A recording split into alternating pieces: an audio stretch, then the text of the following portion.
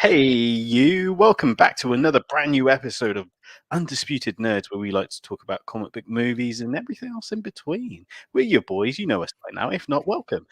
I'm Zane Taicho, aka Zane Reed, and as always, I'm joined by the fantastic, sensational, stupendous.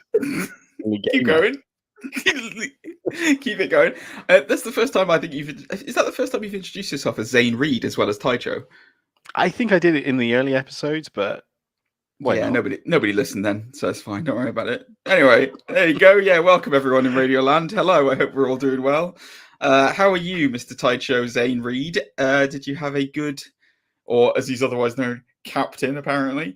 Have you had a good week? Have you had an enjoyable week? What have you been doing? Yeah, good. Not too bad. What have I been doing? I've been doing. You've been exhausted. I've been watching a lot of anime. Dare I say? Yeah. A lot of anime. It's the season. The winter season is coming to an end. A lot of anime seasons are coming to an end. I like to work under pressure, so I'm going to do some reviews. You know, that old chestnut. Yeah, I love anime. Yeah, I'm bigly on it. Huge. Did you say bigly or Ghibli? Bigly. Huge. I could write anime. But I choose not to. Bigly, perfect. I'm doing all right, thank you, mate. It's been an up and down week, but I'm doing okay. Thank you very much. Yes. I started watching to get in with you anime peeps who aren't listening to this one. They've released Akira on Netflix. Probably the most famous anime of all time. And I can't remember the last time I saw it. I think I was like 15 when I saw it. So I started watching it yesterday. It's no disservice to the actual thing. It was very late at night and I fell asleep. So I need to... It's trippy. It's cool though, man. It is cool. Like the animation style is still, like, even to this day, it still holds up, which is pretty impressive considering it's like, 40 years old now?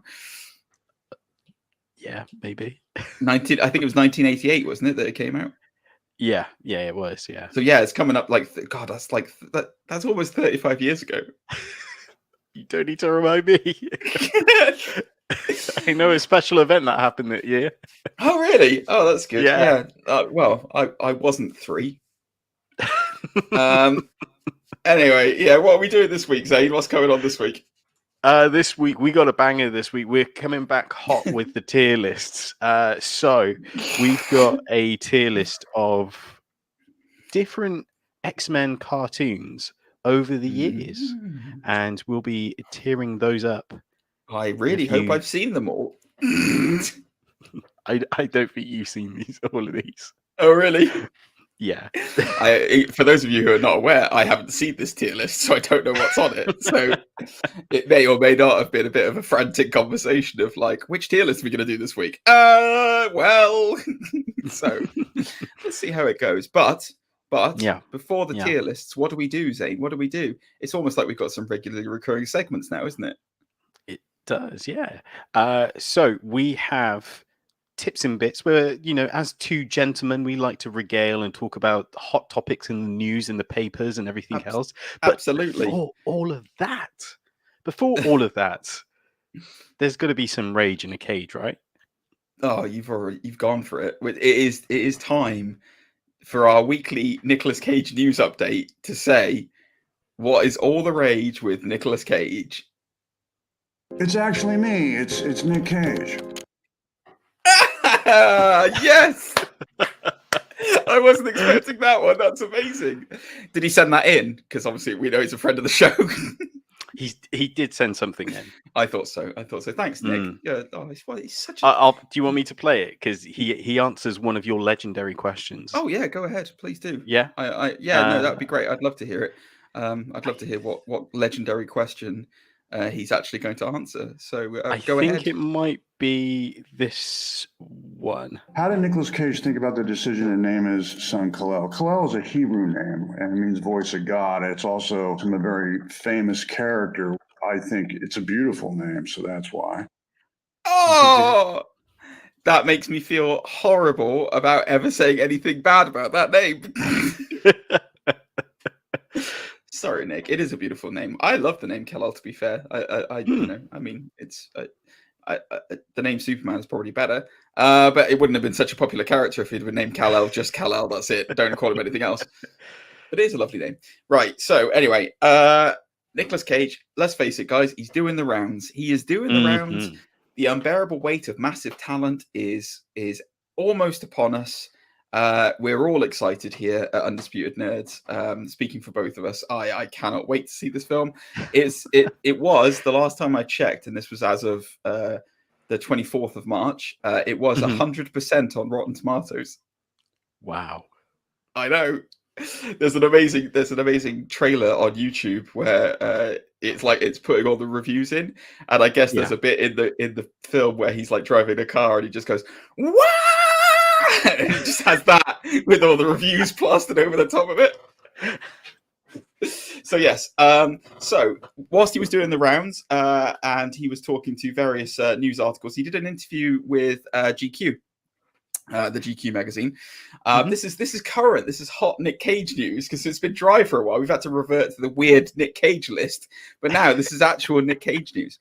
So he has now admitted that, I don't know whether you knew this or not, Zane. I mean, I didn't realize this, but he has starred in dozens of straight to VOD movies, video on demand movies. But he's given the reason why. Would you like to hear the reason why he has decided? And I'll read the whole thing. So Nicolas Cage has admitted that he starred in dozens of straight-to-VOD movies to pay off his debts. But he maintains that he genuinely cared about every role he signed on for. In a new interview with GQ, Cage cleared up a common misconception about the reason why he's accepted so many VOD roles over the past decade, explaining that he used the money from those jobs to help stabilize his fractious financial situation, but that he never phoned in a performance, as he gave each role careful consideration before accepting it. This is a direct quote from Nicolas Cage. When I was doing 4 movies a year, back to back to back, I still had to find something in them to be able to give it my all, Cage said. They didn't work, all of them. Some of them were terrific, like Mandy, but some of them didn't work. But I never phoned it in. So if there was a misconception, it was that I was just doing it and not caring. I was caring. Wow. Yeah. So the article notes that this is amazing when you hear this. The article notes that Cage blew through his $150 million fortune and spiraled into debt. He reportedly owed the IRS around $14 million and other creditors millions more, while also juggling the costs of caring for his elderly mother. So when traditional studio movie offers came to a halt, he sought an alternative that would keep him from filing for bankruptcy. So there's a lot to unpick from this. First of all, Nicolas Cage is a wonderful human being who's looking after his elderly mum, and he's an absolute treasure. And I want to make very clear that whenever we talk about him on the show, or whenever we make light of anything of his weird behavior, it's from a place of love, because I speaking personally, not speaking for Zane, but I admire him as an actor, and I think he's done some amazing work. I think he's done some not so great work, but I think, you know, as far as like Hollywood is concerned, he's one of the few people where he's like genuinely like crazy out there without being like disturbing. Like there's not something about him where it's like, oh yeah, he's crazy, but there's really darkness under that surface, you know. A bit like Charlie Sheen was a couple of years ago, I guess. Less drugs. Yeah. But the other thing I was going to say to you, Zane, is I mean, are we really surprised that he's blown his way through his $150 million fortune when he buys dinosaur skulls?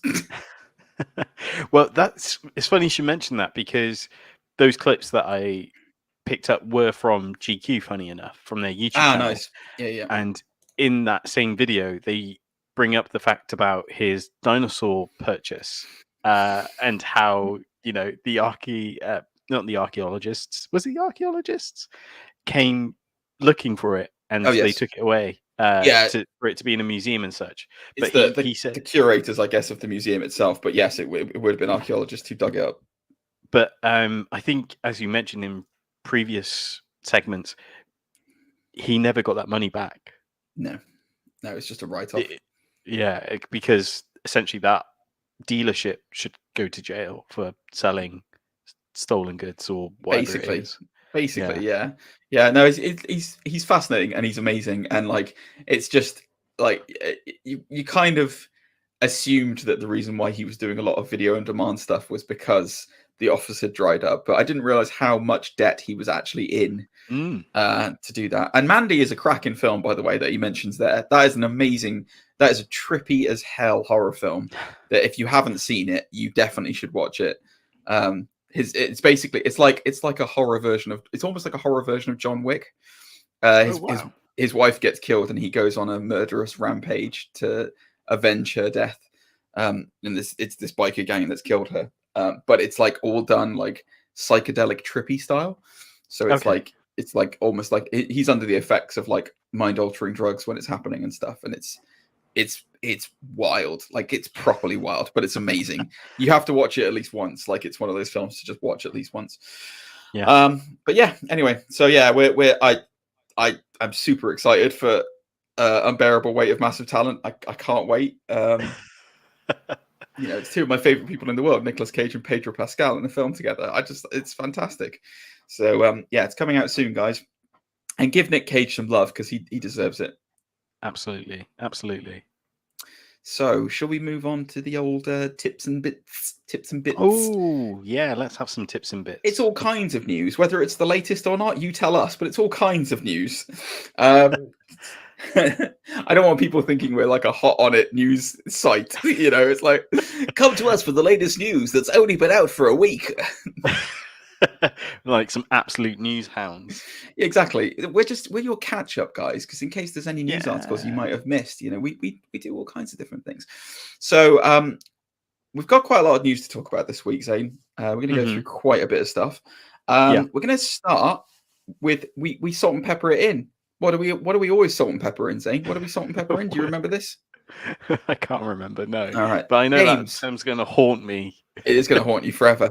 We salt and pepper in some game news sometimes. Oh, yeah, we do, don't we? We do. And I just wanted to talk to you about a decision that has been made this week that I believe you might have sent to me, actually, on the old messenger. Suicide Squad. Rocksteady's Suicide Squad has been pushed back to 2023, spring 2023 to be specific. Rocksteady came out with the announcement this week. They've made the difficult decision to delay it. Its official title, Suicide Squad: Kill the Justice League, will be released in spring 2023. They've cited it for, I'll read the exact quote. I know a delay is frustrating, but that time is going into making the best game we can. I look forward to bringing the chaos to Metropolis together. Thanks for your patience.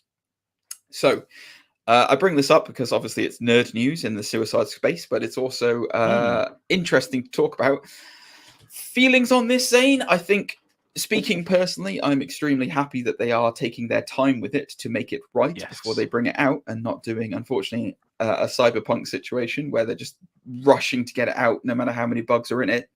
What are your thoughts? Are you sad that it's been delayed, and does it make you want more? I'm very much in the same boat as yourself. Like, if a game needs more time, give it time. Like, I'm in no rush for it to be in my hands. Like, I can't wait for it, but at the same time, like, I want a good game. I want good value for money. Plus, the way things are looking, we should get the Gotham Knights video game later this year, October time. Yep. So we'll at least get one Gotham-centric game at least. So yeah, DC game centric. Yeah. I'm excited for the Gotham Knights game because it's obviously made by the people who made Arkham Origins, which, whilst it's not, compare it to the rest of the games in the series. Okay, it's the worst of the series, but that being said, it's still excellent. Like, it's still really good. Like, I played it through on Twitch, like, as one of my first streams, because I went through the entire Arkham series, and like, it still holds up. Like, it's still great. I think you and I should do a joint stream together, playing some of those games together. Yeah, I'd definitely be up for that. Do an Undisputed Nerds like live stream on Twitch or something of the of them being played. People have been asking for an Undisputed gaming channel, haven't they? Some people have, yeah. They just want so much from us. they just want to be in it. That's what it is. That's what the thing is. You know who you are if you're out there. I love you, my brother, and you know who you are if you're out there. Right. So yes, we shall see. Watch this space, guys, as far as the Undisputed brand expanding. We'll see. So moving on to more DC news, but away from gaming. Again, another thing I believe you sent to me this week. It has been released, guys. It has been released. The thing that we were all looking for, the thing that we all missed from the incredible film, The Batman. That's right. The deleted scene with the Joker has been released. With Barry Keoghan. It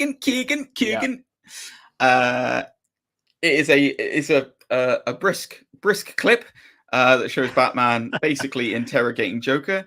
It's a very interesting look for Joker. The reason why I bring it up in the news, it is out there, guys. So go and have a look on the web if you want to see the deleted scene that has Batman basically consulting with Joker. Having seen it, I understand why it was cut, because it doesn't really fit in with the aesthetic of the rest of the thing. I don't think it's just weird. Zane, thoughts on the scene itself and the look of Joker? Because the look of Joker I do want to talk to you about. Yeah, certainly. The scene itself is, I think it clocks in at 5 minutes 50 something, I want to say, which takes it from a 3-hour movie to like 2 hours 55 or 53, shall we say. So yeah, that's crazy that got cut out just to get it under the 3-hour marker. The scene itself, I think the dialogue's really good. I think you get a really good interaction from both Batman and Joker between the two. It seems that the Joker potentially was his first villain that he locked up, because he mentions it's their anniversary.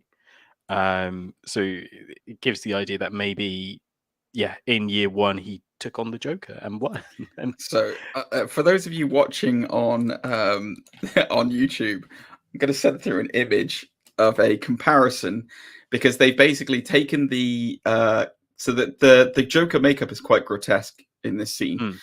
They've taken the Joker look, they've enhanced it and brightened it up, and then they've compared it to someone else out there in the universe. And well, Zane, I mean, feel free to proof check that, but just display that for us if you can, because it's quite incredible, isn't it? So for those of you listening, they've taken the Joker from the Batman and compared him to Harry from Harry and the Hendersons. The big Sasquatch. It's pretty impressive, isn't it? For me, the look of it is right. It kind of weirdly feels a bit like the Death of the Family Joker, like he's cut off his own face. It looks weirdly like that. I don't like it though. I really don't. Like I feel like too many studios try and reinvent the wheel with Joker.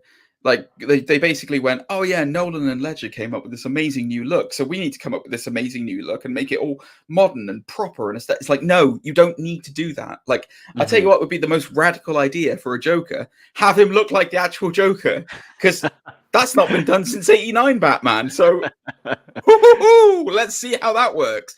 Because I genuinely think in the bleakness and murkiness of Patterson's Batman, I think that a bombastic almost looking, I don't mean like character wise, but like bombastic style looking could be an amazing like contrast to Pattinson. You know what I mean? Like you've got this basically big tank that Pattinson is, and like you've got this like flamboyant, like boisterous, crazy like looking Joker, and it's like he doesn't have to be like the whole disfigurement thing should just be the fact that he's pale green hair with a grin. It doesn't have to be like he's all scarred and horrible and stuff like that. Like, you know, plastic surgery is a thing. He could have. They do explain it away very well at the '89 Batman. Like, you know, you could try what you can with plastic surgery to fix it, but he doesn't have to be scarred all over the place and stuff. It's, you know, it's kind of annoying. That is the one thing that I thought that the what's his name? Jared Leto. Joaquin. Jared Leto's Joker was good because like he's got metal teeth. He would have metal teeth because Batman's punched them out so many times. He'd have dentures. Exactly. Yeah. So yeah, I'm not really impressed with the look. I mean, the scene itself is fine, and it's a it's a good scene, but meh. I don't want Joker anymore. Yeah, I don't like. Yeah, it's the burns as well. I don't know if you noticed, but it looks like he may have been like horrifically burnt and such as well. And it's just kind of like, and I think there's like patches in his hair, like maybe he's pulled out his own hair and such. Yeah, they've made him really grotesque, and it's like, yeah, no. That's not needed, really. It's yeah, give us back the Clown Prince. Precisely. Thank you very much. Yes. All right, moving on. Sticking with DC, but moving on. Go and watch that, by the way, guys. If it is out there, go and check out the deleted scene if you can. But yeah, it's I understand why they cut it. So we got Batgirl coming up. We've obviously had the Batman, and we've now got Batgirl coming up. A lot of people were expecting Jeffrey, who I can't remember the surname of, who plays Gordon in the Batman. Is it Jeffrey Wright? Yes, Jeffrey Wright. That's it. To be Gordon, but he's not going to be Gordon in the Batgirl. It's going to be J.K. Simmons who's coming back. So J.K. Simmons, he was first Commissioner Gordon in Justice League. That wonderful, amazing film. And a lot of people thought that when Ben Affleck was gone, that J.K. Simmons would be gone as well, because that was the Gordon to his Batman. Makes sense. However, he's obviously coming back for Batgirl, and there was an interview recently with the site A-Frame, and Simmons revealed his reaction to being asked to reprise the role of Jim Gordon. He said it really came as a complete surprise that they wanted me to be that guy again. He admits before praising co-star Leslie Grace. She brings so much to it. I completely agree about In the Heights. She was really charming and compelling and charismatic in that. And she brings all of that to the Batgirl, in addition to pretty kick-ass stunt skills. Batgirl will explore, so this is not a quote, this is Batgirl will explore Gotham's dynamic with his daughter, Barbara Gordon. Gordon's dynamic with his daughter, Barbara Gordon. And if the comic books are any indication, he'll have something to say about her suiting up as a vigilante. Simmons goes on to say, the tiny role that Commissioner Gordon played in Justice League was very businesslike and very, let's see if we can stave off the end of the world. What appealed to me about this movie was from Jim Gordon's point of voice. It's really more a story about him as a guy and as a father, and not just about the guy who's turning on the bat signal and trying to keep the citizens of Gotham safe. Although that's obviously also part of the story, but it was a chance to delve into a different aspect of the character. So I think one of the things that the Batman did very well was show Gordon almost not on the same level as Batman, but certainly an understanding as to why Batman trusts him so much, and the fact that he's also formidable himself in fighting crime in Gotham. I mean, J.K. Simmons had nothing to do in Justice League. Like, he might as well have walked on screen, farted, and left, because that's all he had to do, basically.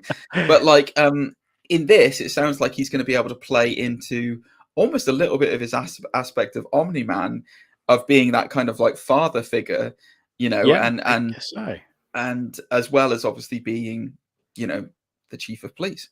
So, are you excited to see Simmons back, or would you have liked to have seen Jeffrey Wright be Gordon? I'm excited to see J.K. Simmons, only because with the Snyder Cut, it's a little bit longer. Like, he has a little bit more on-screen time, but that screen time where he's walking through the GCPD, and it has that vibe of, like, it's bubbling under the surface. Do you know what I mean? Like, everyone's passing files, like, and it almost he gave a performance that felt like it's a stressed environment, and his only option is to go to the roof and turn on the signal. It's a short scene, but it's still fantastic. Grasps that so well. And yeah, I think it's one of the biggest missed opportunities to see what his Gordon would have been. Can I just say, guys, on this show, we get we've had comments that sometimes, I talk too much and Zane doesn't talk enough. And let me point one thing out to you. If we bring up a Batman Ben Affleck conversation or Snyder's verse of Batman. Good God Almighty, can Zane talk, guys? So don't worry, we'll be shoehorning some of that in. Did you feel that? Did you feel that passion come through? I felt passion and I felt romance. But yeah, no, I'm excited to see J.K. Simmons back as well. I think it's going to be great. And but I don't know. I'm not convinced about Batgirl yet. We'll see. I'm worried that they're going to take the Batman and try and shoehorn Batgirl into it, like, and get the studios will be like, dude, we've seen this so many times before, haven't we? Like, I mean, be honest with me. Sure. Yeah. Like, it's like, oh yeah, what was successful? Oh, dark, gritty. Oh, let's make everything dark and gritty. Oh wait, Wonder Woman wasn't dark and gritty. Okay, let's make everything like Wonder Woman. Oh, that didn't work. Let's do something. Exactly. I get the sense that this is going to be like Shazam. Like, it's not going to take itself too seriously, you know. And I think it's going to be more like Aquaman, if I'm honest with you. I think it'll be. I think it'll skirt the line between. I think Shazam's too far on one side, and I think that Zack Snyder's Justice League is too far on the other, as far as darkness and grittiness is concerned. So I think it will skirt the line between the two. Right, that's our DC news for the week. So here we go with the tsunami wave of Marvel news that's come out. I'm refraining from doing anything Moon Knight because Moon Knight is coming out very soon, and we'll talk about it on the show. I'm sure we'll do a review of the first episode or first two episodes if they release those. However, what is, you know, I mean, come on, what's this year's Venom? Let There Be Carnage to us, Zane? It's only Dr. Michael Morbius, right? It certainly is. And there's been some Morbius news this week, Zane. So one of the things that you sent to me that we're going to cover on this is there was a conversation with Matt Smith. Matt Smith is playing the villainous role in Morbius, and he was speaking with Screen Rant this week about his villainous role as Milo. It's quite interesting what he had to say. So let me just read this quote out, and then we'll go from there. Okay. Okay. Yeah, let's do it. This is the direct Matt Smith quote. The truth is, and I won't do the voice. The truth is, I wasn't aware of the great big history of the character in many respects, because the script I was presented with doesn't really delve into the past of him, or indeed the future. And it isn't someone else playing him. It's all a bit confusing to me, to be honest with you. I took it as my Bible. Just the actual script is the honest truth of it. And it was all a bit odd whether it was Loaxis or not. I'm not quite sure, to be honest with you. Okay, so I read that, right? Yeah. And I mean, it does concern me quite a lot. Because as we've discussed on this podcast before, Matt Smith doesn't exactly have the best choices of roles out there. You know, I think his most famous mainstream film role, not on television, obviously in The Crown or anything like that, or obviously Doctor Who, but I think his most famous film role was maybe as the pseudo Skynet in Terminator Genesis. There is an article that notes that the character of Smith was originally named, so this was according to CBR.com. The character was originally named Lucian, but was actually renamed as Milo. Possibly, that might be a bit of a spoiler in there, guys. He might be revealed as Lucian, who is a vampire in Marvel himself, and does have quite heavy links to Morbius. I would expect that to probably be the case. I'll go into the other article soon, and you'll understand why this is concerning. I don't like the idea that he doesn't know who the hell he's playing or what's going on with the actual character in the film. What do you think, Zane? It feels like a really weird sort of scenario, doesn't it? Because some actors really do like to do their research on these comic book characters. Like, famously, is it John Bertinelli? No, not Bertinelli. The actor who plays as Punisher. Bernthal, thank you. John Bernthal. He went to comic book stores, I think, around New York, and, you know, said, I want to read Punisher. And he had a stack that he just picked up randomly, and the comic books guy was like, no, you want to read these Punisher comics. And he said ever since then, he's just like been down the rabbit hole on Punisher and such, where poor Matt Smith has probably got nowhere to find anything about Milo. Yes. Yeah. I'm sure he could probably. I mean, I guess he could take inspiration possibly from maybe some of the Spider-Man villains out there, or some of the Blade vampires or something like that. I assume he's playing a vampire, but like I'm sure there's resources that he could use. You know, he could draw his inspiration from vampires in media. You know, I don't know whether you knew this or not, but they're quite popular. Sure. I mean, Pattinson. Go back to Twilight. Did anyone tell him that is a vampire, or did he Yeah, good find point. out like on the day, like, Matt, there's been a rewrite, you're a vampire now, mate? Do you think he thought he was filming for the Doctor Who 60th anniversary? That's why he's so confused. Knowing him, he probably thought he was in Fantastic Beasts. It's the sequel to Last Night in Soho. Anyway, so yes, off the back of that, the concerning sign that the main villain in the film doesn't know what the hell his actual role is. The first reactions for Morbius are out. Would you like to hear what the first reactions to Morbius are? Yes, please. Okay, so there was a screening in London on the 24th of March. What do you think the reactions are, Zane? I think, bearing in mind, first reactions universally normally are extremely good. First reactions, regardless of whether the film is poop or not, first reactions are normally really hot. So tell me what you think the first reactions are of Morbius. I think they're going to be like popular, like Venom was. Okay, I'm just going to read some of them out. Okay. This is courtesy of at Sab Astley on Twitter. Well, hashtag Morbius is about as bad as you were expecting. A 2005 plot collides with visually confusing CGI to create a bit of a snooze fest.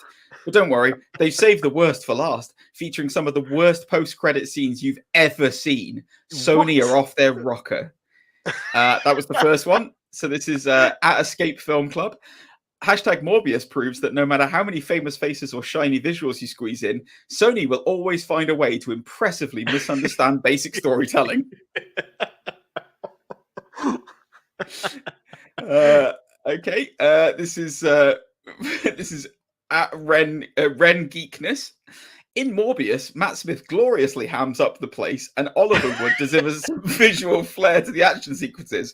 Aside from that, the bad plotting and messy CGI, confusing editing, and worse sound mix result in absolute incoherence. But the post-credits manage to outdo it all. And then there's a reaction gift of terribleness. I mean, yeah, I could go on. All of the first reactions are terrible. Like, absolutely terrible, citing that apparently it is legitimately the worst post-credit sequence they've ever seen ever. How could you do a bad post-credit scene? I don't know. I mean, I'll read one of them. I'll just read one more. Barton at Barton Reviews on Twitter. The post-credit sequences, it's clear to see where Sony are going with it, but the thought process behind making them actually make sense is non-existent. What? My guess is they're trying to create the Spider-Verse with this post-credit sequence, but they've probably just done something. They've probably done like an Amazing Spider-Man 2, where they've just put all the villains in like a basement and gone. Yeah, you know what I mean. That's the only thing I can really think of. It's I don't know, but yeah. Anyway, so Morbius sounds bloody awful. Leto must be crying somewhere, like in a corner. Just, why can't I get this right? Do you think they've done the same thing that they've done with in the past, where they've just cut most of him out? That would be amazing. The film's called Morbius, and he's in it at the beginning, and then he's in it at the end. But the whole rest of the film is about Milo. Or just some CGI bats. Yeah, exactly. All right. Well, moving on to let's call it proper Marvel instead of Sony Marvel. We're gonna get comments. Actually, we're gonna get comments. Sorry, just before we round that up, there's been reactions to Sonic 2, and the reactions to that have sound so much better than Morbius. Of course, Sonic 1 wasn't actually that bad. It was pretty good. It wasn't that bad. And no, Jim Carrey is made to be Dr. Robotnik, so it's, you know. It's just what world we live in where, I you know, know. a Sonic the Hedgehog movie, which, you know, dare I say, its plot But line it's was similar to Garfield, is now like a better movie than. yeah. But the thing is though, Zane, right, is that because Sony suck. And I'm not just saying that as an Xbox fanboy. They do suck. But like the reason why they suck is they're trying to make ancillary characters super popular without establishing them within the world that they are in. Like the reason why ancillary characters work in Marvel universe, like Shang-Chi, right? This is a good example, right? I've been reading this week, so I've been on a bit of a book buying fest, right? So I bought Shang-Chi, definitive edition of Shang-Chi. I bought Spider-Man, and I bought Immortal Hulk Volume 2, the omnibus of Immortal Hulk. So I've been going through Shang-Chi, right? All of the Shang-Chi stories that are in Shang-Chi or Shang-Chi are with other characters. So like the definitive Shang-Chi, the first half of the book is him with the X-Men and then with Spider-Man. Not on his own. Not on his own. And the reason why that character works the way it worked is because Marvel have already established their universe. And they've put this character into an established universe that already works. Would you like to now tell me what the Sony Spider-Verse is? I mean, I couldn't tell you really. Exactly. I mean, is this in the same universe as Venom? Is this in the same universe as The Amazing Spider-Man? Is it in the same universe as Tobey Maguire's Spider-Man? Is it supposed to be part of the Marvel universe? Like, build your bloody universe first, Sony, and then put a character in it. Use a mainstream character. Spider-Woman. Why haven't you used Spider-Woman? I'm going on a massive rant here. I'm sorry. I need to wind it in. But like, do you know what I mean? Like, it's just like, I feel you. It's stupid. They're going to do Craven next, by the way. Yeah, did you see the set photos of that this week? No, I haven't. Oh my god. They're filming in London currently for Craven. This isn't part of the news. I haven't brought it up because I didn't want to, but you're making me rage even more now. So Aaron Taylor Johnson is Craven, Sergei Kravinoff or whatever his name is. They've been filming in London. They did a car chase sequence through London. Oh, I have seen that. Yeah. And his appearance in it, it's a hell of a, honestly, it's classic Craven, absolutely classic Craven. We got long hair and a white suit and pants. White shirt and pants, sorry. Yeah, classic Craven, that. Absolutely classic. I definitely remember seeing him riding on top of a car like an animal in a dress shirt and pants. Thanks, Sony. Are you starting to think that maybe the reason why these actors don't understand the characters they're playing is because Sony doesn't actually understand what they've got in the first place? Yeah, I think that might have something to do with it. It annoys me so much, honestly, Zane. It really does, because it's just like you have access to the entire Spider-Verse library. Like you've got so many characters to play with. You could do Spider-Gwen. You could do Miles. You can do Spider-Woman. There are multiple Spider-Women to play, and yet you're choosing to do the mainstream character Morbius. They like to turn the villains into like anti-villains for some weird, because that's the whole point with Craven as well. It's like Craven and Morbius, they're turning from villains to anti-villains, which is fine. That's fair enough. Because they've done that with Marvel, with Loki. Like, Loki is now an anti-villain. Or an anti-hero, sorry. But, like, make him a villain first. Yeah, I guess, yeah. Anyway, it is what it is, right? Let's move on before I get any more ragey. So, Doctor Strange, he's in the Multiverse of Madness. He's all about it. He's coming up. Things are happening. We all know from the trailer now that either Patrick Stewart or the close approximation of Patrick Stewart's voice will be in Doctor Strange in the Multiverse of Madness. But there was a recent Instagram question and answer with that other famous Professor Xavier, James McAvoy. Oh, yes. He's on the list for me. He's a gorgeous man. I love you, James McAvoy, when you're out there and listening to this. And he was asked if he'll appear in Doctor Strange in the sequel. And he answered extremely bluntly. His response was, "No, I don't think so." Oh. So he is not going to be in the X-Men movies. He he was asked if he does miss playing Professor X, and his very blunt answer was, "No, I don't." Wow. So he sounds like he's moved on. I mean, he's like, let's be honest, McAvoy is quite a. I mean, he's doing a lot of stage work at the moment. Like, he's not doing a lot of mainstream film work. Right. I think he just won some. I want to say it's Novello, but I don't think it is. But he's won some kind of like stage award for one of the plays that he was just in recently. So he's doing fine for himself, and he always will do fine for himself. He's an incredible guy. I love him so much. And but yeah, are you disappointed to not see his version of Xavier back when we've got Patrick Stewart's? I guess like a little bit. Patrick Stewart will always have a place in my heart as Professor X.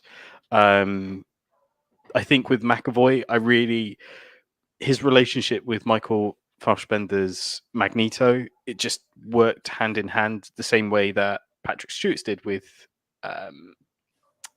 Why can't I remember names this evening? McKellen. McKellen, thank you. Yeah, Sir Ian McKellen. So yeah, you've done that on the podcast now, by the way, just for the thing you intimidate your dog with. You've now done on the podcast the tongue thing. It's out there.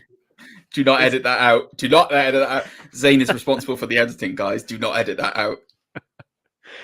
I really, especially his performance in First Class. It's fantastic. Yeah, I think quintessentially speaking, everyone's Professor Xavier, really everyone's Professor Xavier is Patrick Stewart. I mean, he was born to be the role. I think that McAvoy did an excellent job.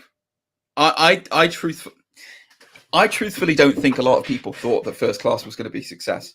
I really don't. I think they thought it was a wild thing to do and just let's make Matthew Vaughn happy. And then when it was a success and it was really good, everyone was like, oh, wow, now we've got to bring these guys back. And then, they brought them back. And I think that for me, McAvoy was much more in line with Professor Xavier than I think Fassbender's Magneto was in line with. The way that you can look at it is basically look at it in Days of Future Past, where it's like you've got the idea of the past and the present between the two of them. McAvoy's lines up pretty well with Patrick Stewart's, like it really does. Like when there's actually a scene between the two of them where they talk to each other across time. It's great and it works and it does make sense and and you can actually believe that this man probably turns into him. I don't think you could ever believe that with McKellen and Fassbender. I'm not disappointed that he's not coming back. Plus, it means save him for another time. Yeah, definitely. There'll be nostalgia for him. Oh, he's everything. It does raise the question. Maybe they didn't use him in this because they're going to bring him into the mainstream. Maybe they'll use him as Professor Xavier in the main MCU. I'd like that. I think the one thing that came up quite a lot during his run on Professor X is the whole idea that Professor X could be a baddie in so many ways, which I know they've explored more recently in the comic books and such. But I think that's the... They've explored that for a while, though. I mean, it's not just recently in the comic book. I genuinely would like to, if they're going to do an MCU thing, I would like to see an Onslaught saga. Wow. That's something to ask for. What do you mean? Why? Well, it's so huge, isn't it, that story? Yeah. Like, it's a massive omnibus, and, like, it's complicated for no good reason. Okay, so so the story is very complicated, but think about that in the terms of kind of like what I'm trying to say is that the last, so as far as the MCU is concerned, the cataclysmic event that we've had recently was Thanos. That was the big earth-shattering cataclysmic event, and then it's kind of gone on from there. How does it work when the cataclysmic earth-shattering event is from a hero? You know, yeah, no, you're right. But yeah, you'd have to do a lot of setup for that because obviously, you know, it's when he wipes Magneto's mind and then forms another being out of consciousness with, you know, it's basically massive shoulder blades. well, yeah, aesthetically speaking. But I mean, like, you know, it's difficult because it's a psionic entity made out of Charles Xavier and Lensha's like subconscious. But I would like to see it. He's very powerful, so I would like to see it a lot. That's fair enough. That's just me. Fair enough. All right, moving on. So the news broke last week that Free Guy and the Adam Project director Sean Levy would re-team with Ryan Reynolds for the first for the third Deadpool movie. We're not sure who else is going to be in it yet. We have no idea. And one person who certainly doesn't have any clue is Marina Baccarin, who was obviously Deadpool's girlfriend. Who died in the second one. So she was talking to the Wrap, and they brought up the idea of her potentially coming back in some role for Deadpool 3. And this is a direct quote from her. "I know nothing because I'm usually the last to know. I also live under a rock. I have 3 kids, and you're telling me there's a director attached, and I have no idea. I heard that finally today, and I was like, oh, that's cool." She said, Baccarin said that she would gladly reprise the role. However, she said that Marvel is being very, very annoyingly tight-lipped, and that her co-star, Ryan Reynolds, is being just as secretive. She said, "I text Ryan every 6 months, and I'm like, yo, what's going on?" And he's like, "Hey, how are you? How's your family?" And I'm like, "No, that's not what I'm asking you." So she has no idea. You reckon we'll see Vanessa coming back for Deadpool 3? That was the name of the girlfriend, Vanessa. I think she's gone. I don't see her coming back. But what do you think? Yeah, potentially, unless it's a flashback. I think that might be the case. But I guess from the sounds of it, they got a lot of work to kind of integrate Deadpool into the wider MCU. And dare I say, in the opening sequence of the second Deadpool movie, they fridge her. Yes. Right. Yeah. Did you hear the story that apparently she was in the running to be Maria Hill? No, I didn't hear that. Yeah, apparently she was in the running. She would have been excellent. She would have been excellent. I thought so too. Yeah. I'm trying to think of who else that she would be good as. I don't know who else she'd be good as. I had an idea in my head and I can't remember who it was. Anyway, yeah, Maria Hill, she would have been great as. Aesthetically speaking, she like with I can't remember whether she was in. She didn't have it in Firefly, but I think it might have been in Homeland when she had short hair. She looked just like Maria Hill then, like identical to Maria Hill, in fact. So yeah, it's interesting. Personally, I don't want to see Vanessa back. I'm done with it. I think it's nothing against Marina Baccarin. I think she's incredible, you know, and you know, she's it's weird to think that she's dating what's his name, Ben McKenzie from Gotham, Gordon in Gotham. Yes. Because she was Dr. Leslie Tompkins in that, wasn't she? Tompkins. I think it is Leslie Tompkins. I think I can't remember. God, Find me in Crime Alley. Talk about ancillary characters, jeez. But yeah, I don't really need to see her back. I think that Deadpool is fine on his own. Yeah, agreed. I thought I was about to sneeze then, and it never came, so that's fine. So that's why I was taking a bit of a pause. The anticipation of sneeze. I was like, I might need to mute this because it's gonna be really loud otherwise. All right, so moving on with more Marvel news. This was news that I was extremely happy to read about because this is one of my favorite characters ever. Deadline is reporting that Nova is finally coming to the Marvel Cinematic Universe. Fans have been clamoring for this project for years. A lot of people assumed he was going to be part of the Guardians of the Galaxy. James Gunn seems to not like him. We are talking about Richard Rider specifically here. We're not talking about the Nova Corps because he introduced the concept of the Nova Corps in 2014, I think, whenever Guardians came out. However, so this is going to be about Richard Rider, Nova. So for those of you who don't know, Richard Rider is the sole Nova when the entire Nova Corps is wiped out. The idea is that the Nova Corps has energy that is dispersed through all its agents, And being that all the agents are now dead and Richard Rider has the world mind inside him, which is the source of this power, he's incredibly strong. Like he's a super being basically, and he is the last Nova Corps, the last member of the Nova Corps. I'm very excited for this.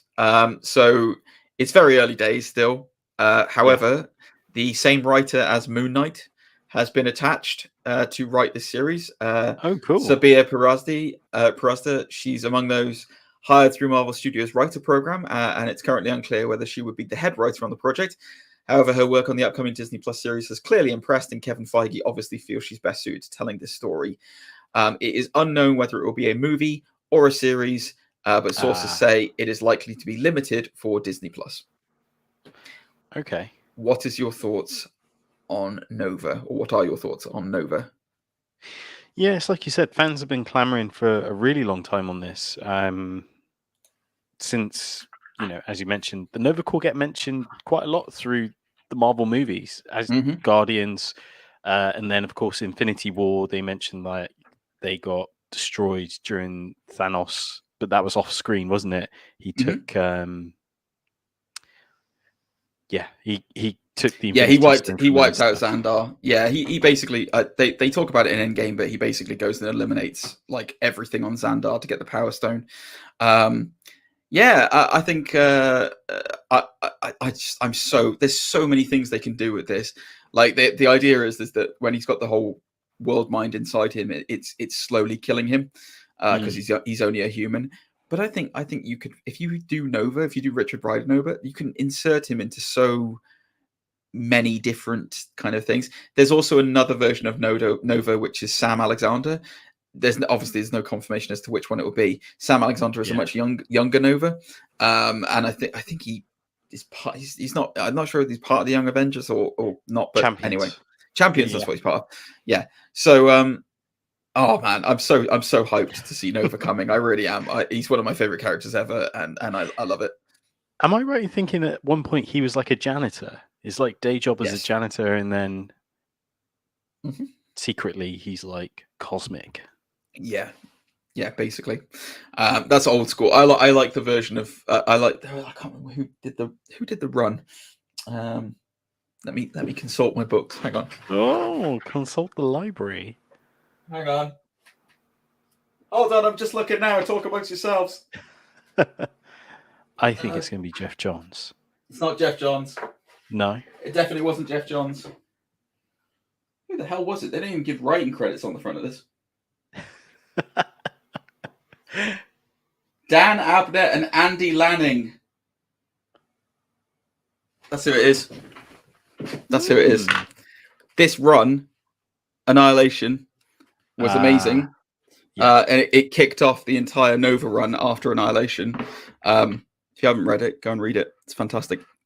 Anyway, so if they do that, I'm all in for it. I think they're probably going to do Champions, like you said. They'll probably do like a young Nova. And I'll be like, oh, it's fine, but it's not my Nova, is it? Where's my Nova? Where's my Nova? Exactly. All right. So last bit of Marvel news, and then we've got some Star Wars news, and then we'll get on with our little quick little tier list. Yeah. So this one's interesting, man. This is really interesting. So Loki season 2. It's been confirmed by Marvel Studios, and it will likely arrive on Disney Plus sometime in 2023. However, whether that will be before or after Ant-Man and the Wasp: Quantumania remains to be seen. But the God of Thunder could be God of Mischief, sorry, brother of the God of Thunder, could be returning to the big screen sooner rather than later. This is crazy. Okay. German actor Peter Lontzneck, who voices Loki in non-English dubbed versions of his films and TV appearances. So in Germany, they always have the same actor. So the same actor always plays the same voice actor. Sorry, always plays the same. Yeah. So Bruce Willis, it's always been Bruce Willis in all of the Die Hard films, apart from one where it was someone different, and the Germans hated it. They hated it. So, German actor Peter Lontzneck has now confirmed that he's working on an upcoming MCU movie.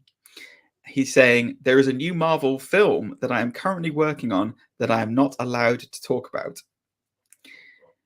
Now, it was also thanks to one of Tobey Maguire's voiceover performers that we learned that his version would be in Spider-Man No Way Home. So the chances are he will be in hot water for sharing these comments because he shouldn't have done it. He hasn't revealed where we'll see Loki or anything like that. But obviously, there's two properties coming up, Doctor Strange and the Multiverse of Madness and Thor Love and Thunder. I mean, it would be very surprising if he wasn't in one of those based on this information. Yeah. How excited would you be to see Loki coming back? And what version of Loki would it be? Oh, that's a great question. I am more excited the idea of him being in Multiverse of Madness. Yes, I think so too. I would agree with that. Because,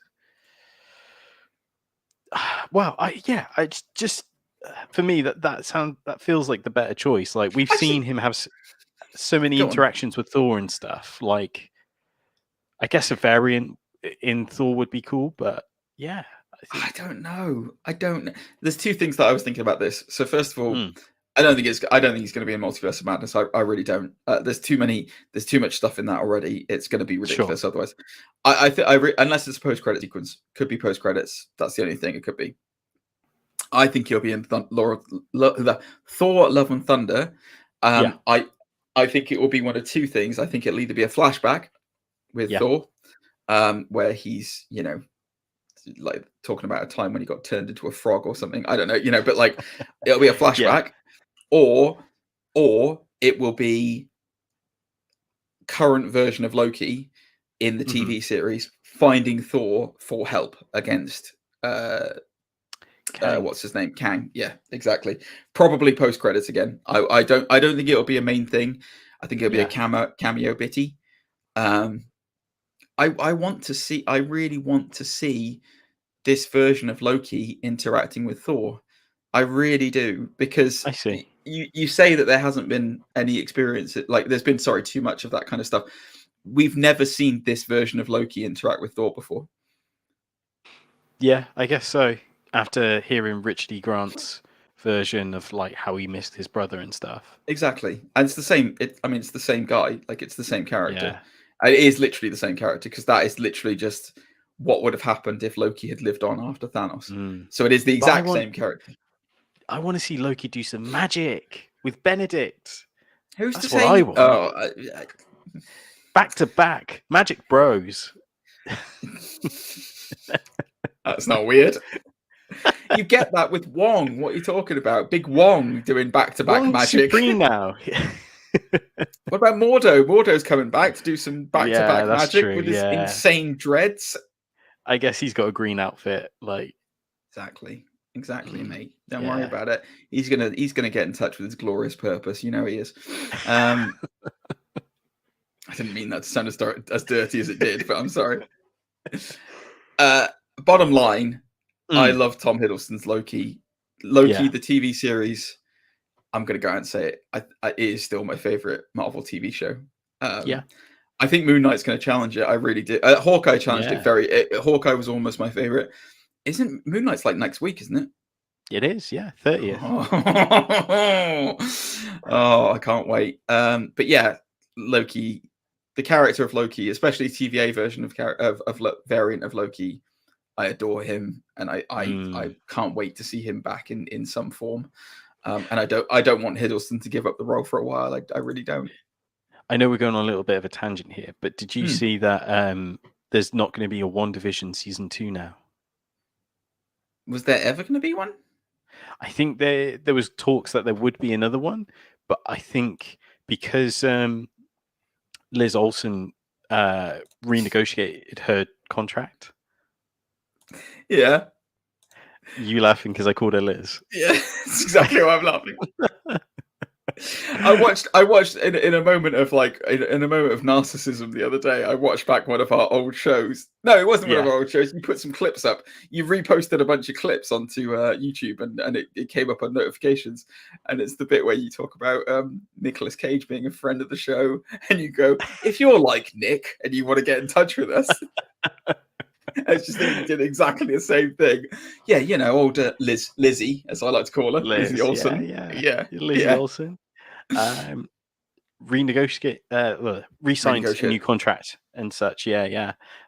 With Marvel. So I guess like there's going to be loads more sort of Scarlet Witch movies and stuff. I don't think they're going to wait 10 years like they did with Scarlet Joe to do a Black Widow. Scarlet Joe, you are on fire tonight. Yeah, you know, it's the old classic tandem, Scarlet Joe and Lizzie O. You know, it's those Marvel those Marvel ladies. Yeah, exactly. The old B.O. Brie Olsen. Anyway, all right, moving on. I can't wait to see Loki again in whatever capacity it is, but yeah, it's exciting. He might be in one of those films. So that's it for Marvel news. Let's go finish off with a little bit of Star Wars news. Both revolving around Obi-Wan.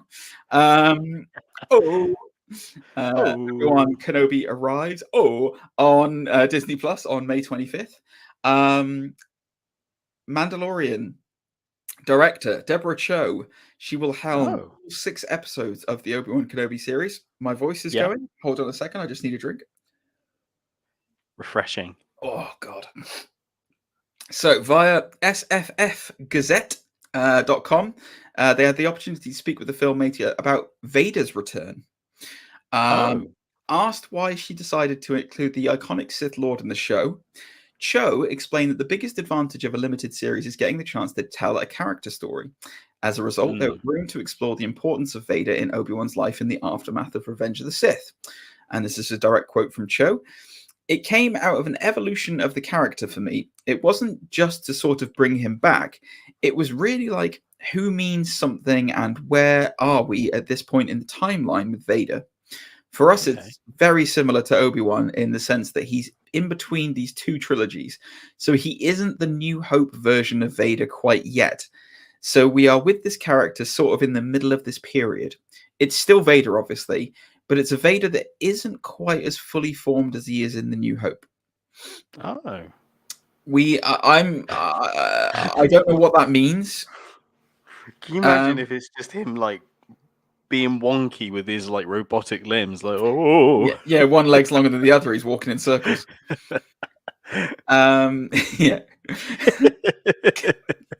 Just walking in on some of those meetings, just bumping into chairs, and he's like he's on stilts. Yeah, he just walks in, hits the door. What? I want them found. Yeah. Tear this suit apart until you find the problem. Just doing like weird, he can't turn left, a bit like in Zoolander, you know, when they're like, I just picture him like he's on stilts. Oh shit. Oh. Yes, anyway, unlimited power. So yeah, I'm not sure what I was expecting from this, to be honest with you, because it's like the Vader character.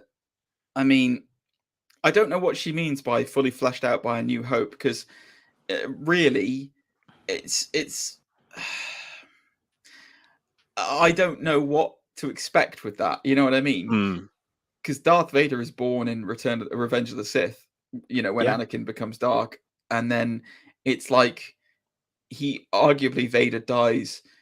Not at the end when his body dies, but like when Anakin Skywalker really comes back and kills the Emperor. And it's I don't know how I feel about this, because you kind of expect Vader once he's in the suit, he is kind of, that's it. Like that is Vader. Yeah. Like, you know, Darth Vader is so synonymous with that suit and so iconically linked to that I don't know how you can really differentiate versions of Vader when he's in the suit. You know, he's not going to be any softer. You know what I mean? Like he's merciless machine basically at that point in time. So that's what I was thinking. Like the only sort of the only sort of way I can imagine it is like by showing that he's detached from any sort of humanity and like, you know, as you say, this cold machine almost. And it's just on that sort of path of being closed off and everything else. So yeah, that's gonna be a weird thing to show, really, I guess, more than anything. Yeah. I don't know where they're going to go with that, but yeah, they'll do it with Ahsoka. Yeah, probably. So yeah, whilst we're on the Obi-Wan news, so sffgazette.com is also reporting that some details revealing possible links between Rogue One and Jedi Fallen Order to Obi-Wan is happening. So apparently Obi-Wan is set around the same time as Rogue One and Jedi Fallen Order. And a new report has apparently shed some light on how the Disney Plus series will link up to both that movie and the video game. So in the Fallen Order video game, we were introduced to Cal Kestis, one of many Jedi Padawans who had gone on the run following the enactment of Order 66. You know, one of the many, many ones that seemed to survive. Along the way, he was pursued by Sith Inquisitors and the Empire's Purge Troopers. And there's some obvious similarities between the game and Disney's Obi-Wan. We know that the Inquisitors will be taking aim at Kenobi. And also, apparently, both the new Jedi Fallen Order game and the Obi-Wan Kenobi series will feature new iterations of those specialist Purge Troopers that you see in Rogue One. And they're apparently a little more in line with Rogue One's Shore Troopers. There's, you know, on the beach, there was those weird kind of Shore Troopers. The site also shares a few minor spoilers for Obi-Wan Kenobi. So spoilers potentially for Obi-Wan if you don't want to hear this. I'm just going to give a little pause so people can take a minute. Okay. The 501st and the Purge Troopers with their new helmets hunt down Obi-Wan on a large ship that ends up on Jabim. The ship has been compared to the transport ship Mando sees the little green kid on in the Book of Boba Fett. I am pretty sure that they have some action in the first confrontation against Darth Vader. So there's going to be a sequence basically on this massive ship where Vader is looking for people. There could be a possible link to some of the other series, like, for instance, the Fallen Order games, or even, you know, potentially Rogue One in some capacity, because obviously we've got Cassian Andor coming out soon. So I think if they're going to go with linking it to the games, I think it's very likely it'll be Vader hunting down Cal, because obviously, spoiler alert for Jedi Fallen Order, there is there is the thing that for me redeemed the entire game, where you see like Darth Vader hunting Cal at the end of Fallen Order. Thoughts on this, buddy? Thoughts on the links? Thoughts on potentially getting a interweaving, connected Star Wars universe with all of this jazz all of that time? The Cal thing sounds really credible, just because it sounds wild, but at the Galaxy Edge theme park in Disney, they've set up I don't know how to describe it, but there's a placement for Cal's lightsaber. So there's a realistic model version of Cal's lightsaber that they've just set up at the park. Interesting. So that feels more, you know, in line with the fact that they're giving a video game that spot, and not say something like from Rebels or Ahsoka or exactly, even Mando. It's Cal, the video game character. So there we go.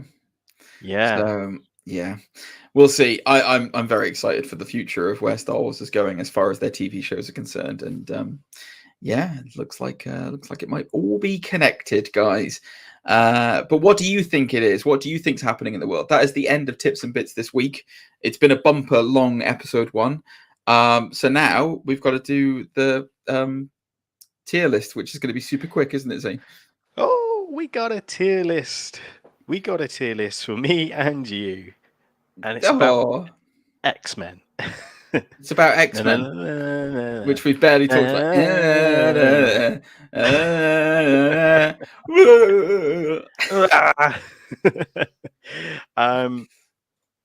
Yeah, I'm gonna God, probably they're so zoom in. tiny. I can't even see them. Yeah, that's a little tiny, isn't it? Let me fix that. Give me a second. Give me. It's one animated, second. guys. It's animated X-Men. You know, because we all love the animated cartoons, and obviously they've announced the continuation of X-Men '97, which I don't know when that's coming out, but I'm excited for it. Right, let's see. What have I watched? So you got 1992 animated series. Nope, no idea. We've got X-Men Evolution. That I've seen. Have you seen Wolverine and the X-Men? I think I have seen that, yes. And then, these are the ones I don't think you've seen. You've got the anime X-Men series. Well, it was a mini series. Of course, you'd have to get an anime hit in there. Of course you would. Christ almighty. We get it. Undisputed Anime's more popular. Jesus, Zane, why don't you let it go? And then finally, you've got the animated miniseries. Sorry, the anime miniseries of the Wolverine. Oh, okay. Sorry. All right. Cool. Should we get the anime series out of the way first, as they are the ones that I know nothing about? Okay. What do they consist of? Have you seen them, Zane? Yeah, I've seen them. The X-Men one, I've seen a handful of times, actually. That one's actually pretty decent. Where? Where do you watch these things? They're both on Netflix, and I'm pretty sure they were on Amazon Prime at one point as well. Okay, you talk about them whilst I'm looking that up. Cool.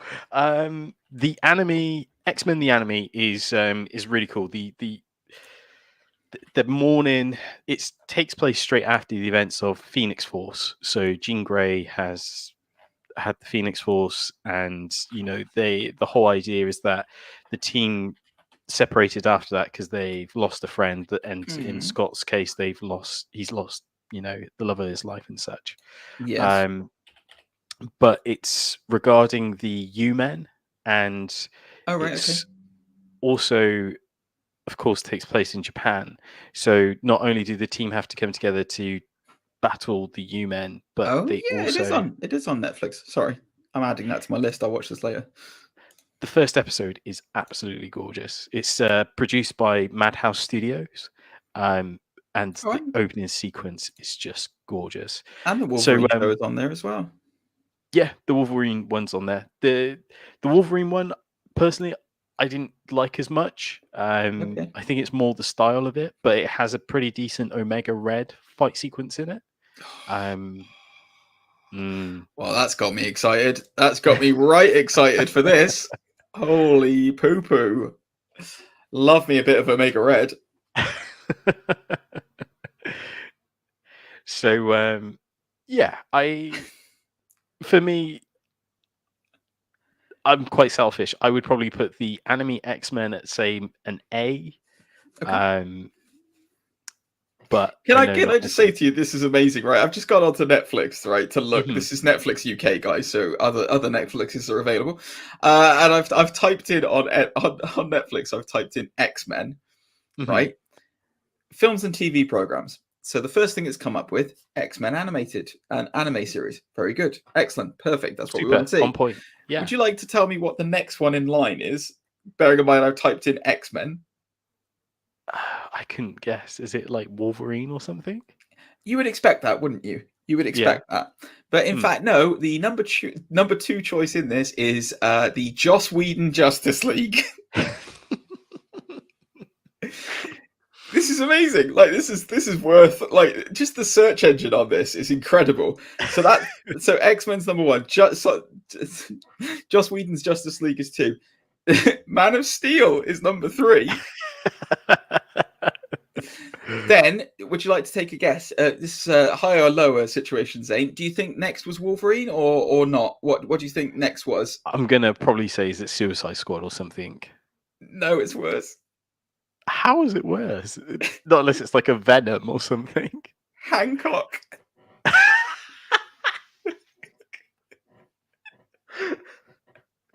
amazing is that? And then it's next.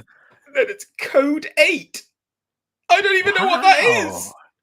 That's the J.J. Abrams. Oh, is that what it is? Okay. So bearing in mind, I typed in X-Men, right? It's given me, fair enough, it's given me X-Men straight away. Then it's given me DC, Hancock, Code 8, then Wolverine. Wow. And it's amazing. Like, after that, all the other, like, because you would think, okay, so it's X-Men, so it's taking some kind of Marvel algorithm at least, and like it's associating it with that. No, not at all. just to run through the rest of the list before we get to another Marvel property, right? You've got Jumper. Oh boy. The Last Witch Hunter, that famous Vin Diesel movie. Oh wow. Hugh Jackman's Van Helsing. I mean, it's Hugh Jackman, so is it? Yeah, sure. The Last Airbender. No. Yeah. Underworld Blood Wars. The Legend of Tarzan. The Mighty Morphin Power Rangers TV series from the 90s. What? And then Yeah. Marvel's Nicolas Cage's Ghost Rider. They're missing a trick.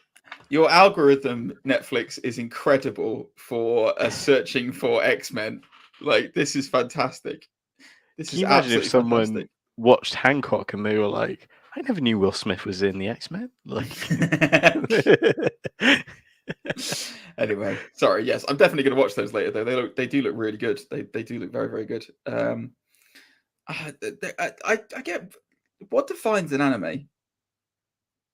What defines an anime? Yeah, like, is it a stylistic choice or what? Like, how does it? Because so you would not call 1990s X-Men anime, would you? 1992 No. X-Men. No, and yet that one we would call anime. Why? Mm-hmm. I would say it's a combination of the animation style more than anything. Because is it just that? Is that literally it? It's just the animation style. I mean, if you want to get technical, you could even at a stretch say 1992's animated series could fall into the anime category just because the opening sequence was from the Japanese version of the cartoon. So that's why it's sped up and it's so fast, like movements compared to like the rest of the TV show and such. Oh, nice. Okay, fair enough. Okay, cool. All right. Thank you. That's Professor Zane's history lesson for the day is over. Go on then, slot them in there. I'm going to pop this one at an A, and I'm going to pop... I did see Wolverine has got a Mariko episode in it, hasn't it? Lady Deathstrike episode. I think so, yeah. Because it's all to do with like Yakuzas and stuff as well. They really need to use Omega Red. They really do need to use... Actually, they probably can't. Actually, thinking about what's happening in the world at the moment, they probably can't use Omega Red. But like, still, he's an amazing bad guy. Like, he needs some MCU loving, I think, at some point. Because he... Yeah. Go on. I'll let you. No, I was just going to say, once real world events have kind of, subsided, hopefully when they do, and it's okay to deal with those kind of topics again, he's like, his powers are crazy and very cool as well. Like the idea of like, adamantium tentacles that can, move and stuff and like are unbreakable. Like that's awesome. Like it's just very cool. There's in the recent comic books, 10 Lives of Wolverine and 10 Deaths of Wolverine. Apparently, there's a really good fight sequence in that comic, which sounds amazing, between Wolverine and Omega Red. So I just feel like he's a really underutilized villain, like across the board. I don't think he gets enough love. Whether it's I don't know whether it's just because of political thing, because he is basically the Russian Weapon X program. I don't know, but like. Yeah, either way, he needs more loving. All right, which one do you want to cover next? Should we save the 1992 one till last? Okay. Wolverine and the X-Men. Yeah. Yes, let's do that one. Was that the follow-on from X-Men Evolution? Of sorts. The whole idea with that was that it was using a different cast of characters, so not necessarily the ones that you're more familiar with, but I think the tragedy with this series was that it was setting everything up for Age of Apocalypse. Oh, But was it? yeah, but the season never happened because it was during the Disney acquisition. So it's when Oh, they wait, bought is this all a? of... Oh, so this is a really recent. That's a really recent one, is it? Yeah, it's probably the most recent one When was besides the anime. I swear there was one that followed on from X-Men Evolution. Okay, carry on. Google. Yeah. I was going to say, I swear we're missing one. Talk amongst yourselves, guys. It's an interesting series because it has Wolverine as the headmaster of the school, which follows, I believe it's Jason Aaron's run on the comic book series, right, of the same name, Wolverine and the X-Men. But yeah, it's there wasn't another one, just to say. It was just X-Men Evolution. They had a couple of series, Yeah. I think. Yeah, sorry, carry on. But yeah, I thought it was a really cool series. Cyclops is a little angsty in this one. They make him angsty in everything. They make him angsty all across the board. It's because he's quite a generic Soldier Boy character, isn't he? So it's like there's not much to him. So there's unless you introduce Emma Frost and the fact that he like had an affair with her kind of thing, like it doesn't. Sure. There's nothing really, thrilling about his character other than this fact that his brothers are more interesting than he is. And his dad. And his dad, exactly. Yeah. Was it is he part of the Corsair Pirates or something like that? Or I can't remember. Space Jammers. Space Jammers. That was it. That's what he's part of. Yeah. I mean, it's poor Scott Summers. He really does. I mean, look, not poor Scott Summers because he gets to be with Jean Grey and Emma Frost, two of the hottest women in Marvel. But and Madeline. And Madeline Pryor, yeah, but that's basically Jean Grey. It's a clone of Jean Grey, for God's sake. But like Havoc is so much more interesting, than him. And Havoc can control his blasts and shoots them from his chest, whereas Scott always has his eyes on. And then Vulcan is like Nathan Summers is like an Omega level mutant with like insane energy powers who becomes bloody Emperor of the Shi'ar. It's all right. Scott can maybe look at his eyes sometimes. Yeah, it's just poor Scott Summers.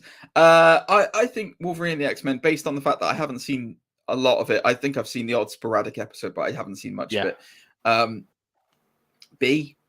B, C, yeah, I'm cool with that. Right, these other two I can actually talk about properly. Oh, you've adjusted Wolverine, have you? I don't know. I'm still on the fence about the Wolverine the anime. That's right. I might stick it with B because it's in the middle. Have a little think about it. All right. So bearing in mind this is in the context of a tier list of X-Men cartoons, this is not saying that these cartoons are better than other cartoons that were out there, because I am well aware that we have done a 90s cartoon tier list and we put X-Men at an A grade. Compared to these other ones, we'll talk about it when it comes around. But X-Men Evolution, I have watched. I do remember watching. I really enjoyed X-Men Evolution a lot. I think Likewise. that what they did was it was in a post-film world, so it came right after the X-Men movies. They adjusted several of the characters accordingly because of that. So Rogue is a lot more in line with the film version of Rogue than she is with, as we all remember, Rogue from the 90s TV series. What was that for? I was just thinking, remember Rogue in the skin tight outfits? Yeah, I get it. Okay, Zane. No, it's the sort of Southern Belle 90s version to the sort of grungy Rogue in that version, isn't it? Exactly. So they introduce, so the team is your standard affair of X-Men with Nightcrawler thrown in, I think, into it, where he wasn't a mainstay after X-Men 2. I distinctly remember the episode where they take on Juggernaut for the first time in X-Men Evolution, and the final fight happens on a dam. wow. It's amazing. Like, it's a really good sequence. Like, there's one point where Kitty phases him into the dam. And he has, but it's obviously it just means nothing to Juggernaut. He just like shrugs it off basically and breaks out of the dam and stuff. You know, and the way they beat him is the classic way they beat Juggernaut, by always taking off his helmet and Jean Grey giving him a little psionic slap. I think it's really good, and I do quite like the animation style of this series. Yeah. Like it's a bit square edgy. Like everything is very clean cut and almost look grid like. But I also quite like that. I also think it looks very clean and nice. And the transitions in the animation is really nice as well. So yeah, I would put this as definitely an A. Definitely an A. I mean, I like the characterization of Charles Xavier in it. And yeah, I think it was a really good show. And you know, if you've seen the 1992 X-Men and you want more, and you're waiting for that other series, check out X-Men Evolution, because it's well worth the watch. What are your thoughts on that one? Yeah, I really liked it because I think it did a great job of introducing Jushin Thunder Liger? Characters I wasn't familiar with at the time. So your Katie's, words are just not my thing tonight. Liger? Kitty Pryde? Kitty Pryde, yeah. I want to say there was someone else as well, maybe Iceman, but yeah, Iceman's in this. They introduced Gambit as well in a later episode, like later series, I think, and it's Remy, it's like Rogue Remy instead of it just being like he's straight part of the team. And he's got a nice little thing with Rogue in it. Beast is I think Beast is featured quite heavily in this as well. It's just a really well put together series, and they do a really good job with the lore of it. And yeah, it's excellent. It's excellent. You definitely should check it out, guys.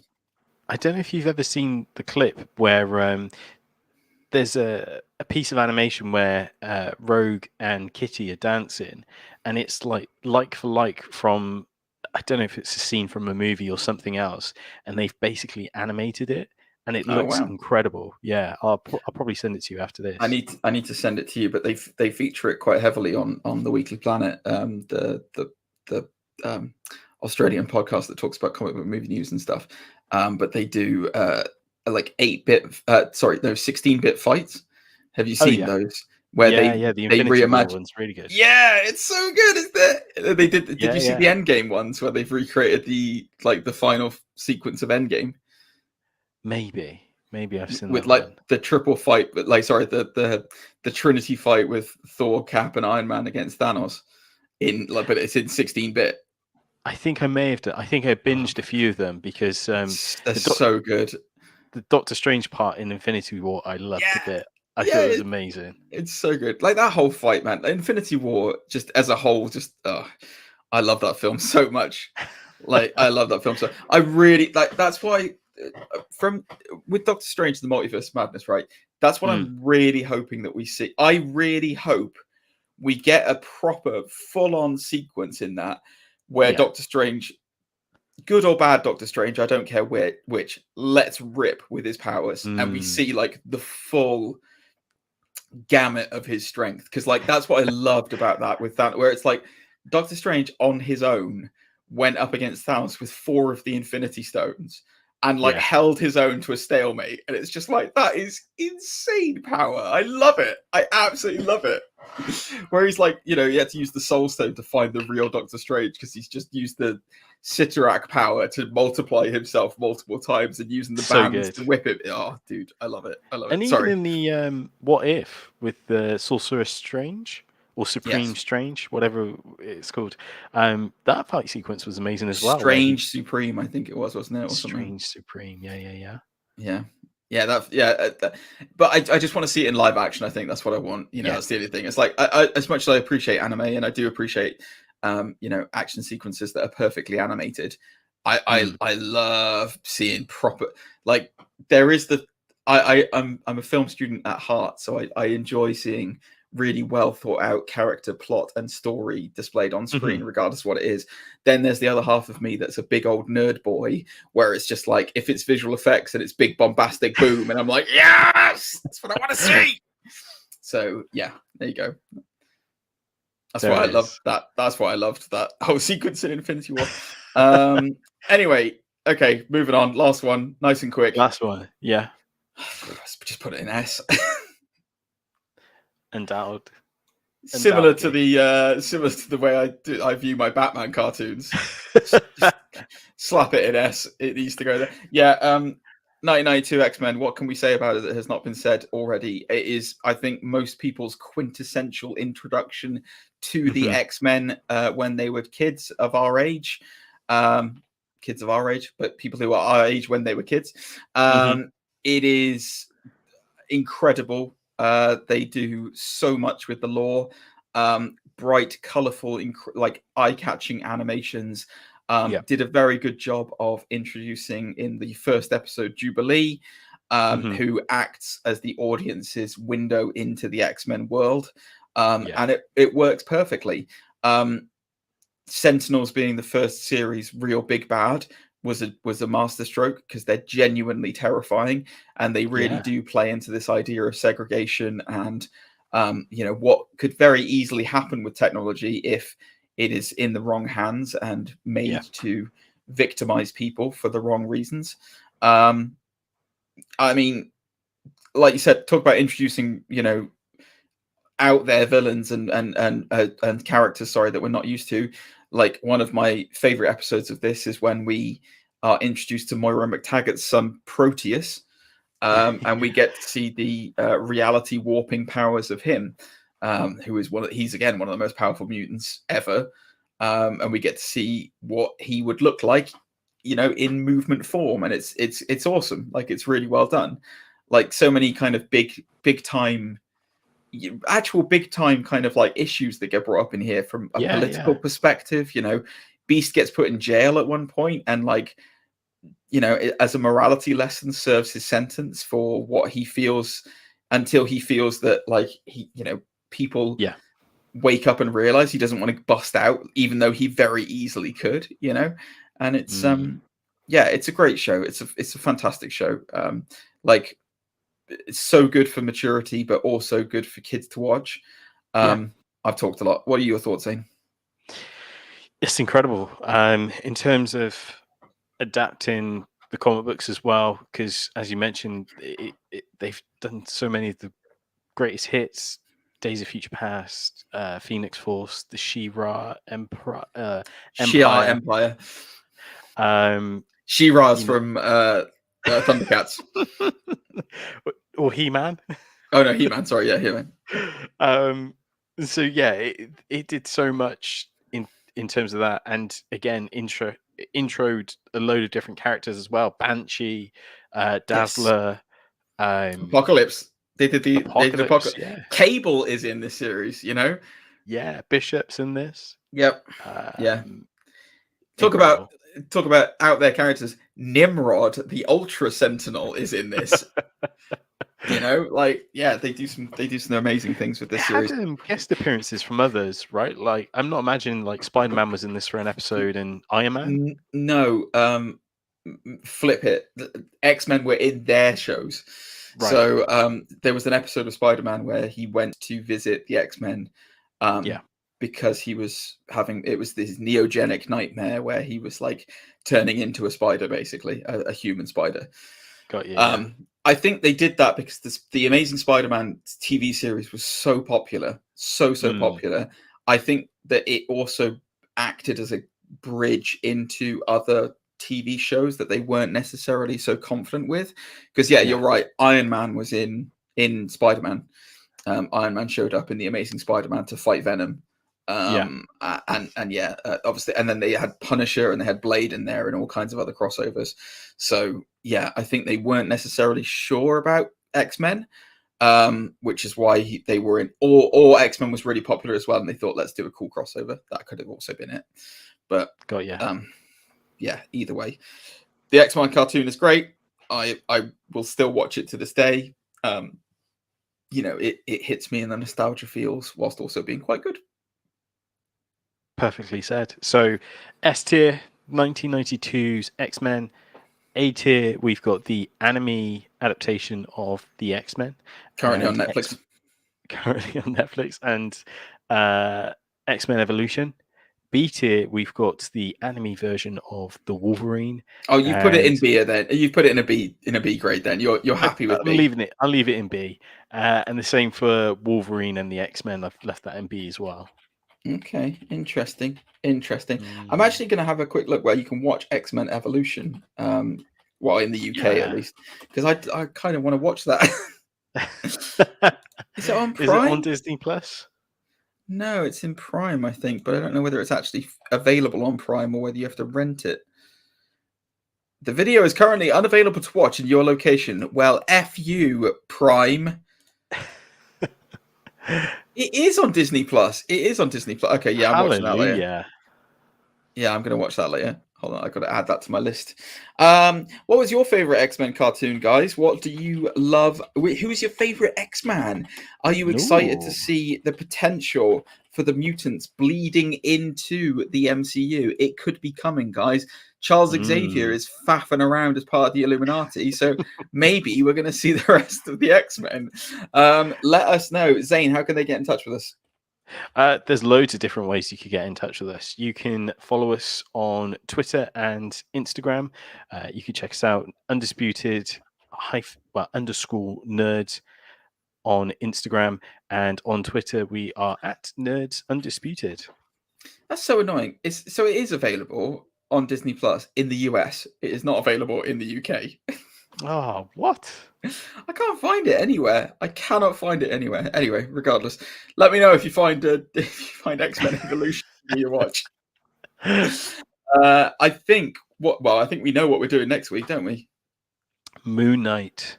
Moon Knight. Moon Knight. I saw you standing alone with a weird English accent. I can't wait to see it. I can't wait to see this. I'm super excited to see Moon Knight. I'm really excited for it. Yeah, it's gonna be great. It's gonna be great. I don't know what I'm doing here. All right. Yeah, and obviously we'll be doing more Nicolas Cage news and tips and bits. So Zane, yes, let's put this show on ice until next week. Yeah, that's the kind of look I give you at the beginning of every episode when you introduce us weirdly. All right, guys. We hope you all have a good week, and we will see you next time. Bye-bye. Yes. Check you next week. Bye-bye.